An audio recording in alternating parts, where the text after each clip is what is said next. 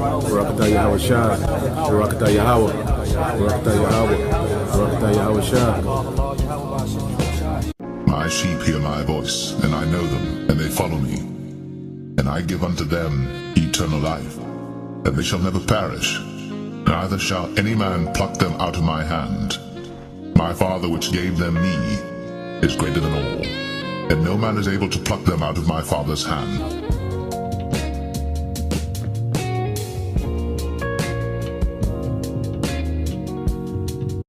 Shalom.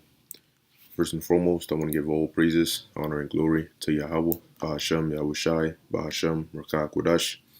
Yahweh is the name of the Heavenly Father in the ancient Hebrew, and Yahushai is the name of His only begotten Son, the Messiah, who the world ignorantly calls Jesus Christ. Double honors to the apostles of Great Millstone, and peace and blessings to the elect. Okay, just gonna, do a continuation, going into Daniel 11. Okay, today, last time we ended off in the fourth verse. All right, so, today I'm going to cover the fifth and the sixth verse. It's not really too much, in here, so that's why I lumped the fifth and the sixth verse together. All right, but let's just get right into it. All right, so this is Daniel 11:5. It says, "And the king of the south." Now, like I said, being that it is a continuation of, from verse 4, you at this point, all right, you have the Persians have gone down. All right, the Persians have been taken down by the. I'll just sum it up. All right, you have in the time when Daniel was saying this. All right, you had Cyrus, which is the king, but the three kings that were yet to stand up were Cambyses II, Bardia, and Darius the Great, and then the fourth that came after them was Xerxes. All right, Xerxes the first, the one you see in the movie 300. Okay. Now eventually, he goes up and invades Greece. That's where you have the whole Battle of Thermopylae, and then later on down the line, Alexander comes. That's that mighty king in verse 3. All right, who eventually takes down the Persian Empire. Okay, and after he takes him down and establishes the Grecian Empire, he dies. Okay, and upon his death, you have you have a lot of chaos that brews out of it. A lot of backstabbing, a lot of civil wars, a lot of alliances being made. All right, for the division of his kingdom. All right, eventually he gets divided up, amongst his generals, but you have four notable ones that come up, and take it over. So after that division of Alexander's kingdom. Okay, let's look up, let's see, the Diadochi, let's see.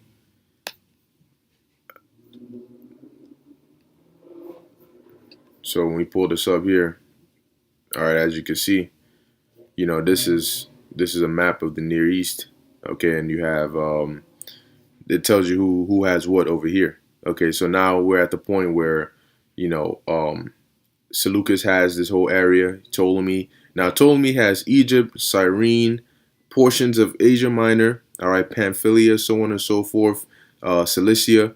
Okay, he also has Cyprus, and he eventually gains control of, some islands up in the Aegean.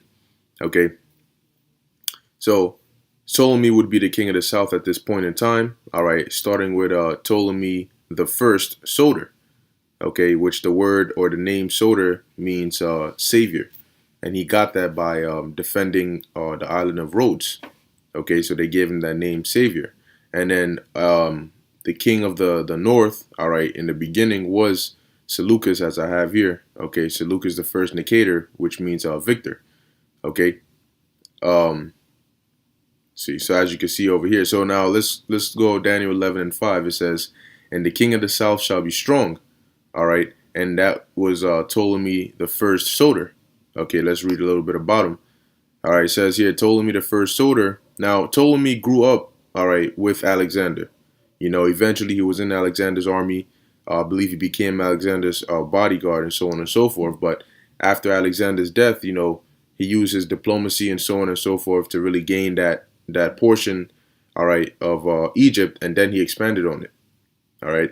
So it says here, he was a companion of and historian of Alexander the Great, um, of the kingdom of Macedon in northern Greece, who became ruler of Egypt, part of Alexander's former empire. Ptolemy was pharaoh of Ptolemaic Egypt from 305 to 304 BC to his death. He was the founder of the Ptolemaic dynasty, which ruled Egypt until the death of Cleopatra in 30 BC, turning the country into a Hellenistic kingdom and Alexandria into a center of Greek culture. And I believe he also in Memphis, he basically established a temple for Serapis Christus, all right, which was supposed to be like a unification of the Greek and Egyptian deities, putting it together and strengthening the bond, all right, between the native Egyptians, all right, and the Greeks, because this Ptolemy, all right, these guys were Edomites, all right, that had taken over that land of Egypt, all right, and so they were ruling over those native Egyptians, okay, and so of course there was going to be some form of hate and distrust and back and forth between the two, and that's why he did what he did to try and mend that so they could work, as a whole. It says here, he was the founder of the Ptolemaic dynasty. Okay, I read that. Ptolemy I was the son of Arsinoe of Macedon by either her husband Lagus or Philip II of Macedon, the father of Alexander. Ptolemy was one of Alexander's most trusted companions and military officers. After the death of Alexander in 323 BC, Ptolemy retrieved his body as it was en route to be buried in Macedon, placing it in Memphis instead, where it was later moved to Alexandria in a new tomb. Afterward, he joined a coalition against Perdiccas. Now, Perdiccas, it says here, the royal regent over Philip III of Macedon. Perdiccas was, the royal regent. All right, so he was sort of like, he wasn't the actual king, but he had the power of it because those that were supposed to be the actual kings were at the moment incapable of handling that responsibility. Hence, Perdiccas, for a time period, was in charge doing things here and there. All right. Eventually, it says here, the latter invaded Egypt but was assassinated by his own officers in 320 BC. Okay, and that latter, that was Perdiccas. Now, what's interesting is, as we're about to read, it says, allowing Ptolemy I to consolidate his control over the country after a series of wars between Alexander's successors, and that was known as the Wars of the Diadochi. So it says, Ptolemy gained a claim to Judea in southern Syria, all right, which was disputed with the Syrian king Seleucus I Nicator, his former ally. Now, the interesting thing is that mutiny that ended up having Perdiccas killed was orchestrated by Seleucus, all right, amongst two others, because Seleucus was in that army, okay, of Perdiccas. Okay, so he orchestrated that to where they basically mutinied and assassinated or took out Perdiccas, which was the regent. Okay, now notice here it says Seleucus was a former ally of Ptolemy, and when we read about Seleucus, you'll see why. It says so Ptolemy gained a claim to Judea in southern Syria, which was, and we know who was in Judea, all right, which was disputed with the Syrian king Seleucus I Nicator, all right. And when we get to the First Syrian War, all right, or the background of it, you'll see how or why this eventually led to those Syrian wars. And it was called the Syrian Wars because it was over that portion of Coal Syria. It says he also took control of Cyprus, all right, which is this little island right here. Okay. Where are we at? And Cyrenaica, the latter, which was placed under the control of Ptolemy's stepson Magus, all right, which basically should be, pretty sure it should be around here. All right, let's just look at it. It should be in Cyrene, or it should be Cyrene. Let's see, Cyrenaica images.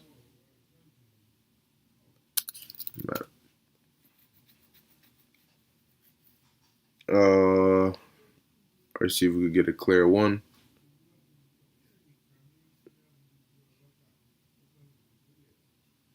All right, as you can see right here, basically the same area. Now let's read a little bit about it and let's see what they say.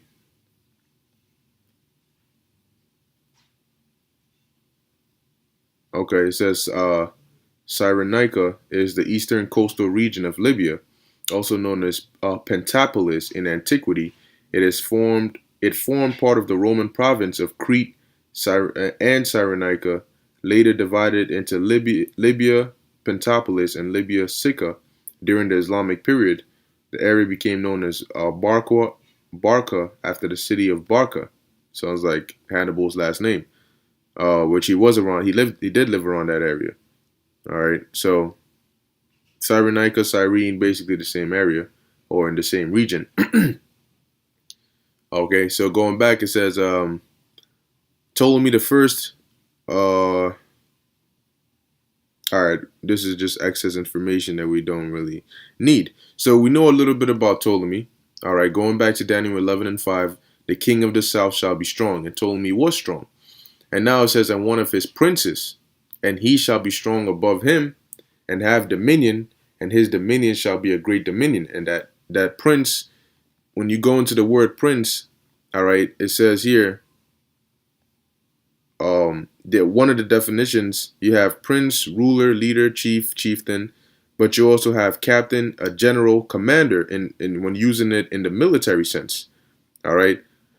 You also have a vassal, somebody under the king. All right. You have a chief. Okay, so it can be you can use it as merchant princes of rank and dignity. All right, so it can be used in different contexts. All right, as you can see, one of the definitions here also is patron angel. Okay, so you see it says here outline of biblical usage. So this is how the word prince is used, because there are accounts where angels are referred to as princes.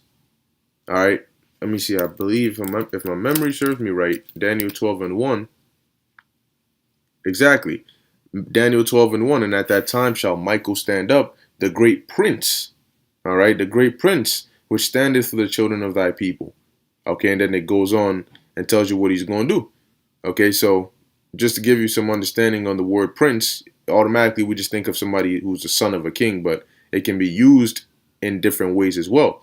And in this way, it's being used as in a military sense. All right, because let's read about Seleucus. All right, it says Seleucus the first Nicator.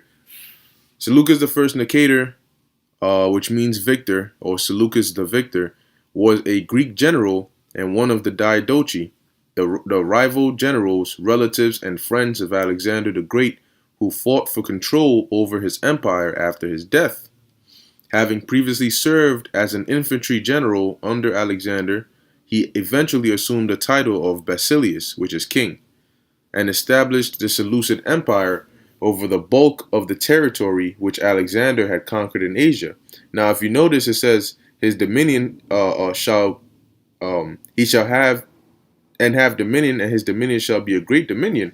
Because when you look here, look at look at Seleucus. All right, his territory in comparison to everybody else. All right, he had the biggest portion, extending all the way to India. All right, to the Indus Valley or Indus River, right here. Okay, I believe it was the Indus Valley, but so it says after the death of Alexander in 323 BC, Seleucus initially supported Perdiccas, the Perdiccas we read about, the region. It says the region of Alexander's empire, and was appointed commander of the companions and chiliarch of the partition, at the partition of Babylon. Now, when you look up the companions, it was basically, like it says, an elite cavalry of the Macedonian army from the time of King Philip II of Macedon. So like a high level, a group of the army. Chiliarch is a military rank dating back to antiquity. It says, however, after the outbreak of the wars of the Diadochi in 322, Perdiccas' military failures against Ptolemy in Egypt led to the mutiny of his troops in Pelusium. Perdiccas was betrayed and assassinated in a conspiracy by Seleucus, Python, and Antigenes. All right, in Pelusium, sometime in either 321 or 320 BC. At the partition of Triparadisus. Now, the partition of Babylon was when they all got together and said, hey, we're going to divide up Alexander's kingdom, and then eventually they divided it amongst all the different generals. All right, and then about 3 years later, okay, or 2 years later, they re-petitioned at the partition of Triparadisus, okay, because during the time of the partition of Babylon, I believe the regent or the ruler, right, the regent king at the time was Perdiccas. But after he was done, the regent at the time became Antipater, okay? So they redid it again, and they said, all right, you get this portion, you get this portion, so on and so forth.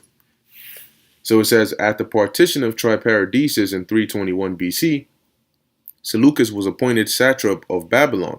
All right, so he was in control of Babylon under the new regent Antipater. But almost immediately, the wars between the Diadochi resumed, and Antigonus forced Seleucus to flee Babylon. Seleucus was only able to return to Babylon in 312 with the support of Ptolemy. All right, from 312 BC, Seleucus ruthlessly expanded his dominions and eventually conquered the Persian and Median lands. Seleucus not only ruled not only Babylonia, but the entire enormous eastern part of Alexander's empire. Hence, you have all this thing right here. Okay. Now, let's see. We're going to go down to here. It says admiral under Ptolemy. Okay. And as we looked up the word prince, all right, one of his princes, we saw the terms that were used. All right. Shar. It says here, a captain, general, commander. Okay, now let's look up what an admiral is. Admiral, military.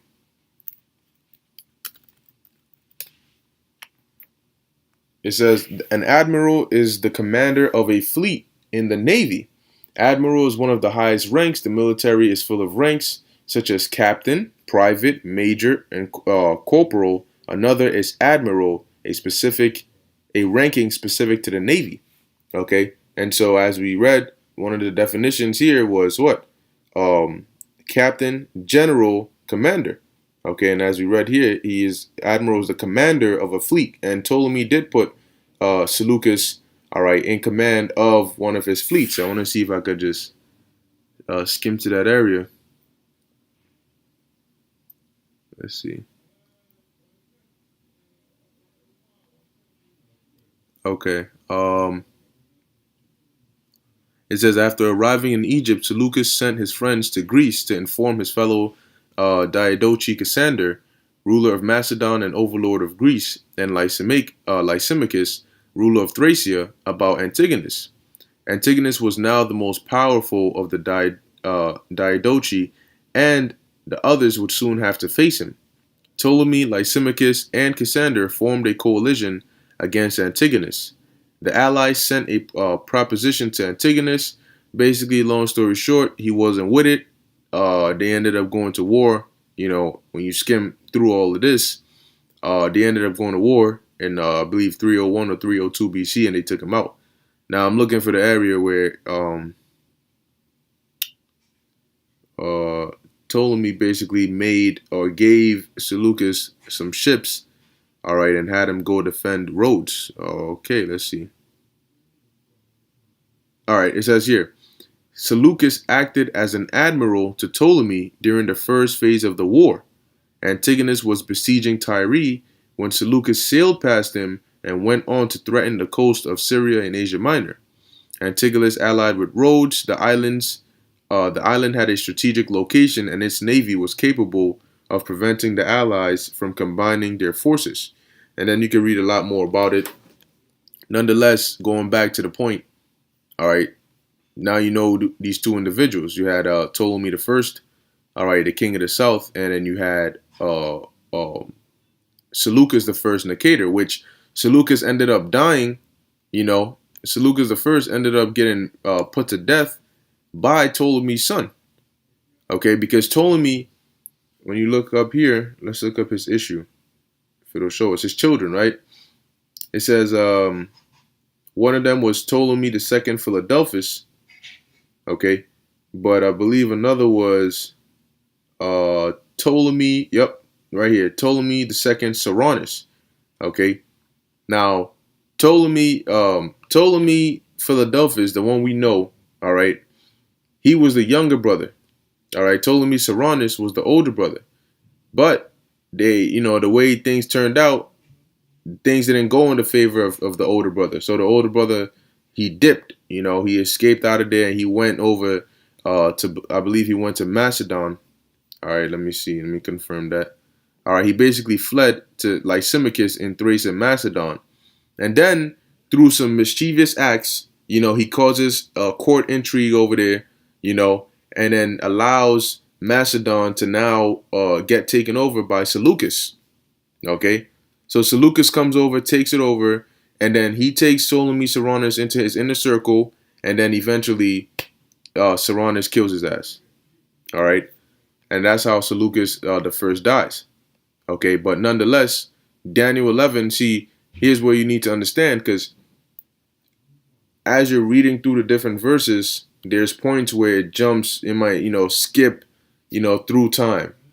Okay, and you might think that it's talking about the same person in verse 5 and verse 6 because of the pronouns. All right, and it sounds like a continuation, but it's not. So you got to be cautious with that. So verse 6 has now skipped because verse 5 it says the king of the south is strong. We're starting off talking about Ptolemy the first. Verse 6 is now talking about the end of the second Syrian war. All right, because the bulk of Daniel 11 is talking about the 6 Syrian wars. All right, when you look up Syrian wars, it will tell you, it says the Syrian wars were a series of 6 wars between the Seleucid Empire and the Ptolemaic Kingdom of Egypt, successor states to Alexander the Great's empire during the 3rd and 2nd centuries BC over the region called Coel Syria, which is Kal Syria, which is all Syria. One of the few avenues into Egypt. These conflicts drained the material and manpower of both parties and led to the eventual destruction and conquest by Rome and Parthia. They were briefly mentioned in the biblical books of the Maccabees. All right. So these Syrian wars is basically the war over Syria between the king of the north, which you often hear, and the king of the south. The king of the south was dealing with the Ptolemies, and the king of the north was dealing with the Seleucid dynasty. All right, so Antiochus comes from the Seleucid Empire.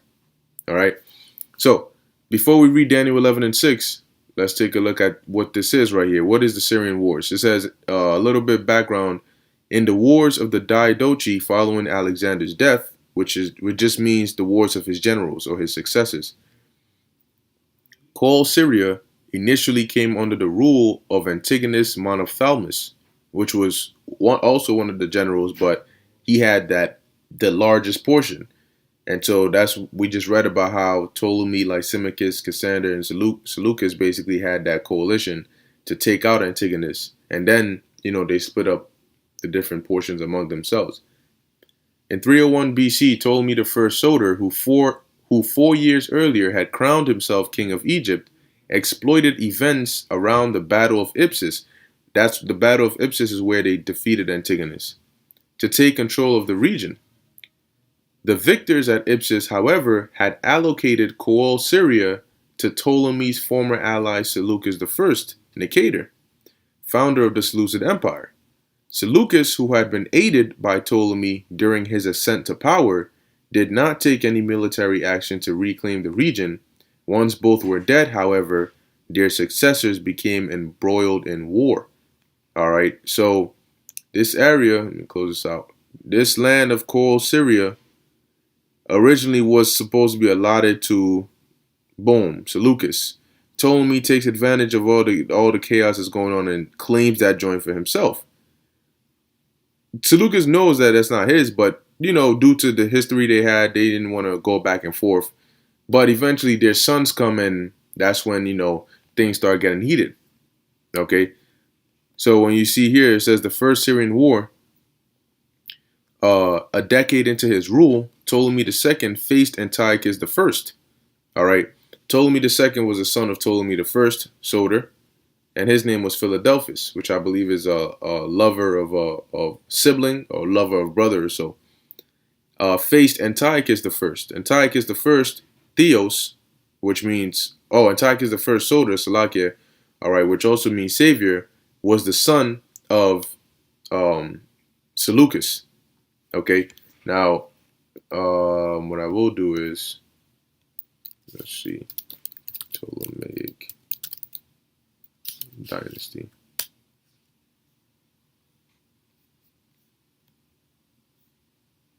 Let's see if they give us something useful.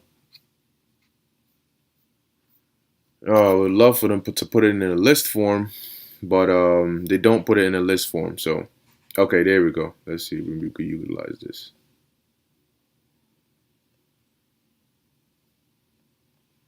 All right. So here you go. You have Ptolemy II, his wife, Ptolemy III, Ptolemy IV, Ptolemy V, the sixth, and then, so on and so forth. All right. But they don't give it to you in a list form. All right. Which is a shame. But anyway, you can always, look it up. But going back to the Syrian war. So now these are the sons, all right, of those two kings that didn't go to war with each other. But there was reason to, right? So a decade into his rule, 10 years into his rule, Ptolemy II, Philadelphus, faces Antiochus I, the Seleucid king, who is trying to expand his empire's holdings in Syria and Anatolia. Now, Antiochus would be right to do so because originally it belonged to his father. But Ptolemy's father already had taken control of it. So Ptolemy, he now comes into power inheriting it. And he's like, yo, what you think you're doing, bro? It says Ptolemy proved to be a forceful ruler and skilled general. In addition, his recent marriage to his court-wise sister Arsinoe of Egypt had stabilized the volatile Egyptian court, allowing Ptolemy to successfully carry out the campaign. The First Syrian War was a major victory for the Ptolemies. Antiochus took the Ptolemaic-controlled areas in coastal Syria and southern Anatolia in his initial rush. So, boom, it breaks out. Antiochus the first says, "I'm taking this joint back, and I'm taking this place. I'm taking this area back as well." All right, that's what leads to war, and what happens in the war. It says Ptolemy reconquers these territories by 271, extending Ptolemaic rule as far as Caria and into most of Cilicia. Okay, which Cilicia is right here. All right, and I believe Caria should be somewhere around this area here. All right.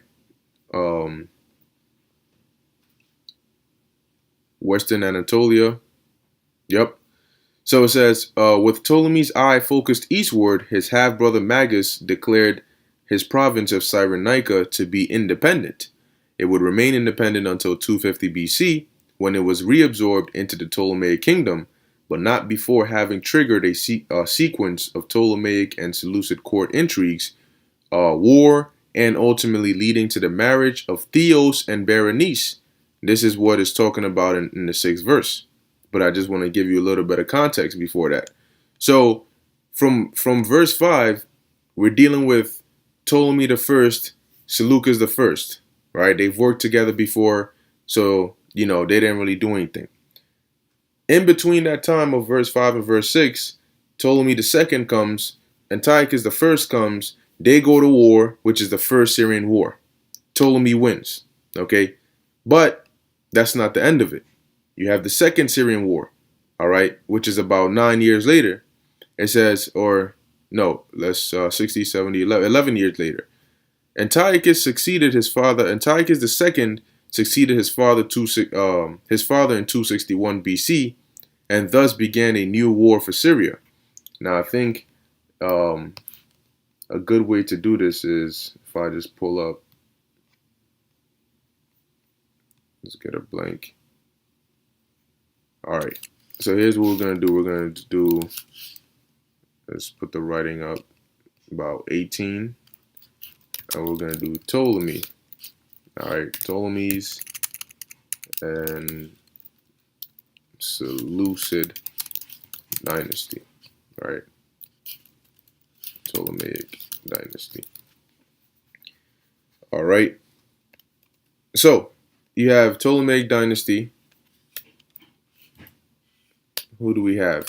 You have Ptolemy, the first, Soter. All right, which means savior. And then you have Seleucus, the first, Nicator. Nicator. Maybe I just bring the font down a bit. All right, you have Seleucus the first, Nicator. These two did not go to war, okay? But after them, you have their sons, right? Ptolemy the second, Philadelphus. He goes to war with Antiochus the first, Soter. All right. So this was the first Syrian war. Okay, right here, between these two guys. Boom and boom. Right. Now he wins. Right. He's the victor. He wins the first Syrian war. Okay. What happens now? The same Ptolemy. I'm gonna just write it again. The same Ptolemy the second. All right. Philadelphus. Then goes to war with this guy's son, all right, Antiochus the second, Theos, okay, and this is the second Syrian war, all right. So just so you can follow along, okay. So you have the Ptolemaic dynasty. Let's make that bold. All right, Seleucid dynasty. That's bold. This is the first. These two don't go to war. Okay, they're good. These two go to war. All right, him and him. Ptolemy wins. Then Ptolemy ends up going. So this is the first Syrian war. All right, first Syrian war. And then this is the second Syrian war. All right, so that's what we're reading about right now. Antiochus the second, all right, who is the son of Antiochus the first, he comes up, and let's hear why he wants to go to war. It says, Antiochus II succeeded his father in 261 BC and thus began a new war for Syria. That's why it's called the Syrian Wars. It's constantly over this portion of land. He reached an agreement with the current Antigonid king in Macedon, Antigonus II Gonatas, who was also interested in pushing Ptolemy II out of the Aegean. All right. So Ptolemy, this is the Aegean, right? Ptolemy got some, because there were some islands around here, right? So Ptolemy has, forces over here, and Antiochus II, he wants Ptolemy out of here. He wants his land back.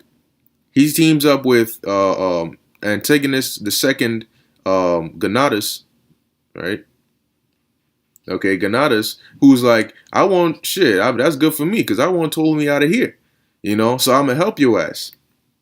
All right, and so they have that second Syrian war. It says, who was also interested in pushing Ptolemy II out of the Aegean. With Macedon's support, Antiochus II launched an attack on Ptolemaic outposts in Asia. Most of the information about the Second Syrian War has been lost. It is clear that Antigonus's fleet defeated Ptolemy's at the Battle of Kos in 261, diminishing Ptolemaic naval power. Ptolemy appears to have lost ground in Cilicia, Pamphylia, and Ionia. So all these different lands here, okay, that he originally had, he lost that. Okay.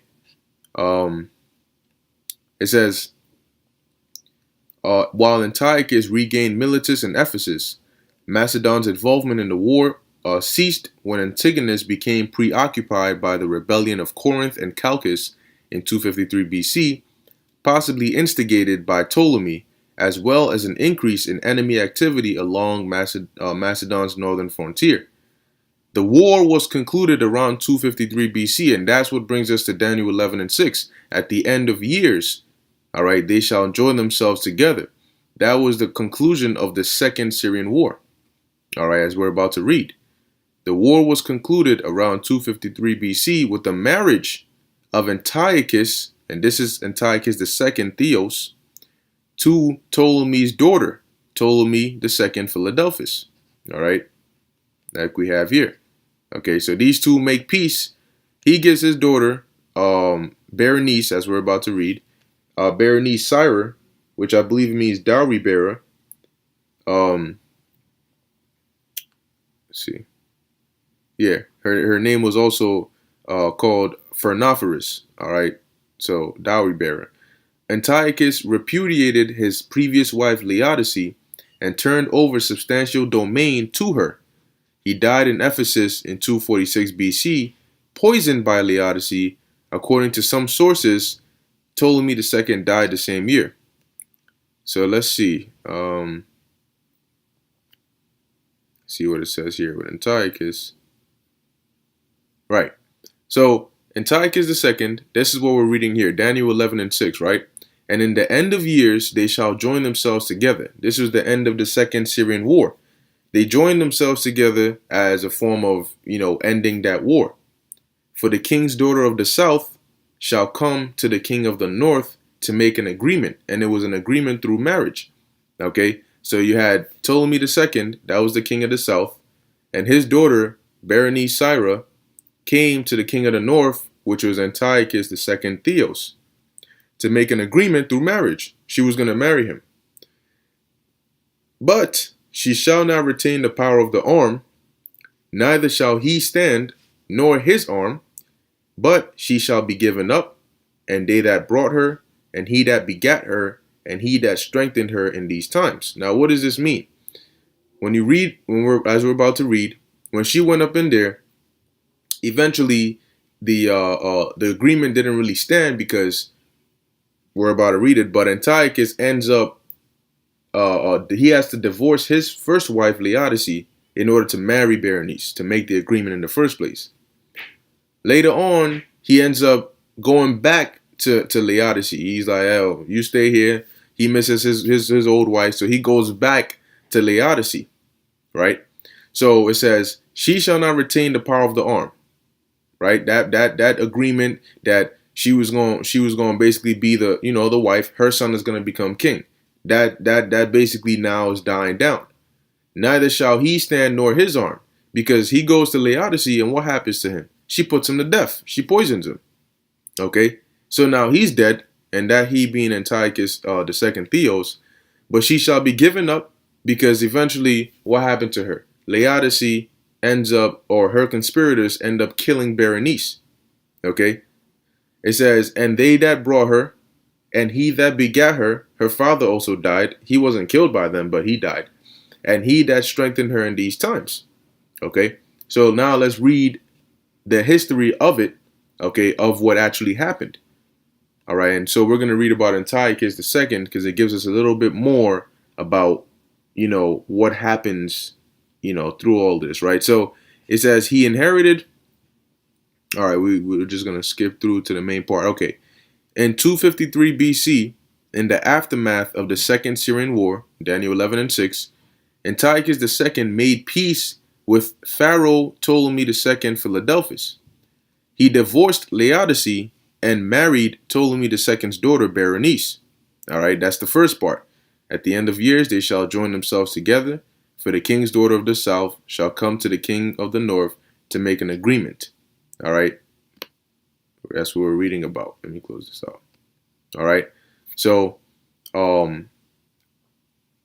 he divorced Laodice, which was his first wife, and married Ptolemy II's daughter Berenice, with the understanding that any children born from their union would inherit the Seleucid throne, the power of the arm, the agreement. That was the understanding. But she didn't retain the power of the arm. Why? It says here, it says, for she shall be given up, because she does die. All right, but anyway, let's keep reading. Although no longer queen, Laodice was still a very powerful and political influential figure, because she wasn't just any ordinary woman. Antiochus gave Laodice various land grants throughout Anatolia, and that's Asia Minor, which are also known through inscriptions. That's where you get Laodicea.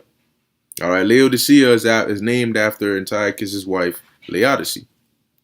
She owned a large estate in the Hellespont, other properties near Cyzicus and Leon and in Caria. In a royal record at Sardis, mentions her land titles were to be kept as royal land in disposal in grants or sales. It says, during her stay in Ephesus, Laodice continued numerous intrigues. All right. And if you're curious about it, intrigue definition. All right. It says, arouse the curiosity of, make secret plans to do something illicit or detrimental to somebody, to conspire.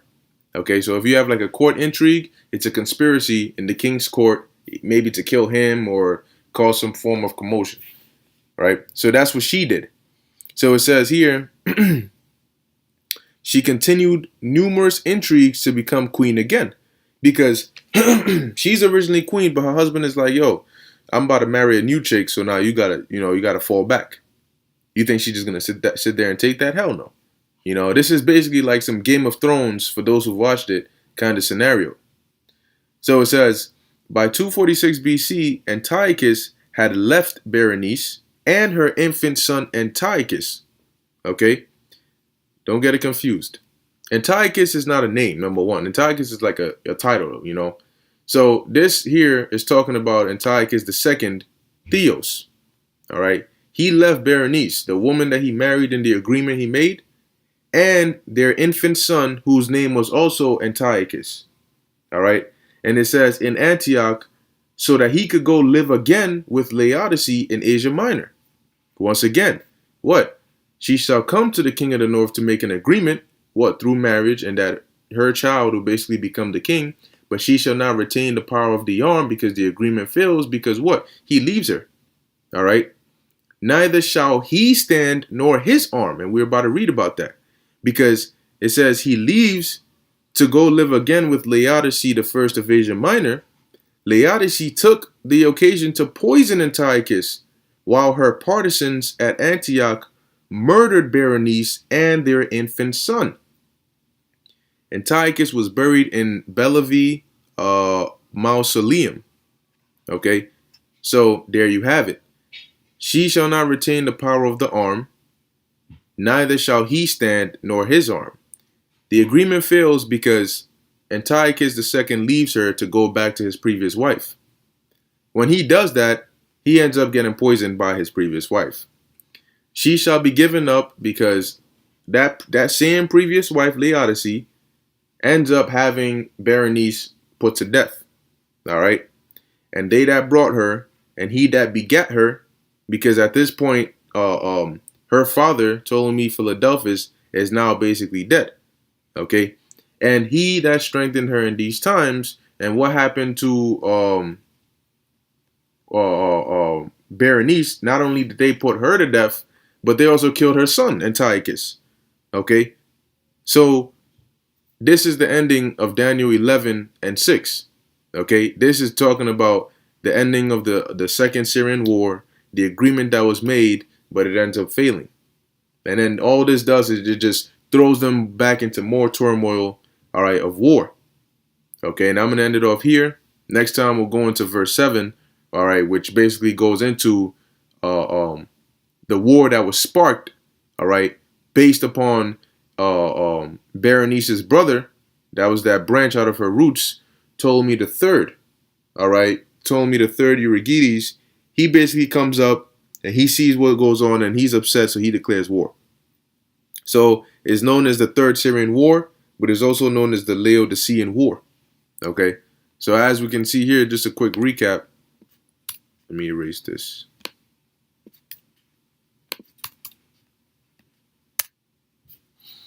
All right, let's bring this down a bit.